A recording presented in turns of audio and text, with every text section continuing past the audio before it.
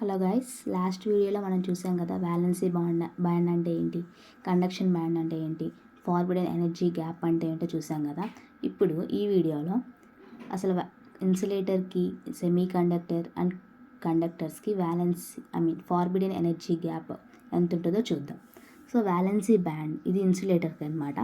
ఈ ఇన్సులేటర్ అంటే ఏంటంటే కరెంట్ అనేది ఎలా పాస్ అవ్వదన్నమాట. లైక్ ప్లాస్టిక్ కానీ, గ్లాస్ కానీ, పేపర్ కానీ అవన్నీ ఇన్సులేటర్స్కి ఎగ్జాంపుల్గా వస్తాయి. ఇప్పుడు ఈ ఇన్సులేటర్లో valency band and conduction band, this is forbidden energy gap.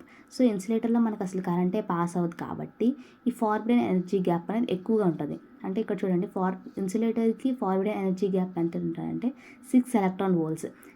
ఈ గ్యాప్ అనేది మ్యాక్సిమం ఉండేది ఇన్సులేటర్స్కే అనమాట. ఎందుకంటే ఇన్సులేటర్లో మనకు ఎలాంటి కరెంట్ అనేది పాస్ అవ్వదు కాబట్టి ఈ valency band and conduction band అనేవి చాలా ఎక్కువ డిస్టెన్స్లో ఉంటాయి అన్నమాట. అండ్ నౌ సెమీ కండక్టర్స్కి వచ్చినట్టయితే ఈ సెమీ కండక్టర్స్కి valency band, conduction band and forbidden energy gap. Actually semiconductors అనేవి టెంపరేచర్ మీద బట్టి డిపెండ్ అయి ఉంటాయి. ఇప్పుడు టెంపరేచర్ అనేది 0 degrees కెల్విన్స్లో ఉన్నట్టయితే ఈ సెమీ కండక్టర్ అనేది మనకి ఇన్సులేటర్గా ఇలా యాక్ట్ అవుతుంది అనమాట.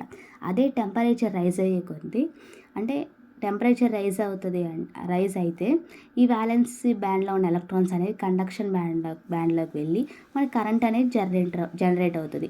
సో ఇదంతా దేని మీద డిపెండ్ అయి ఉంటుంది అంటే టెంపరేచర్ మీద డిపెండ్ అయి ఉంటుంది. అదే 0 degrees కెల్విన్లో ఉన్నట్టయితే మనకి ఇన్సులేటర్గా యాక్ట్ అవుతుంది. దానికన్నా ఎక్కువ ఉన్నట్లయితే మనకి సెమీ కండక్టర్గా యాక్ట్ అవుతుంది అనమాట. చూడండి, నార్మల్గా అయితే సెమీ కండక్టర్కి ఫార్వర్డ్ ఎనర్జీ గ్యాప్ వచ్చేసరికి 1 electron volts అనమాట.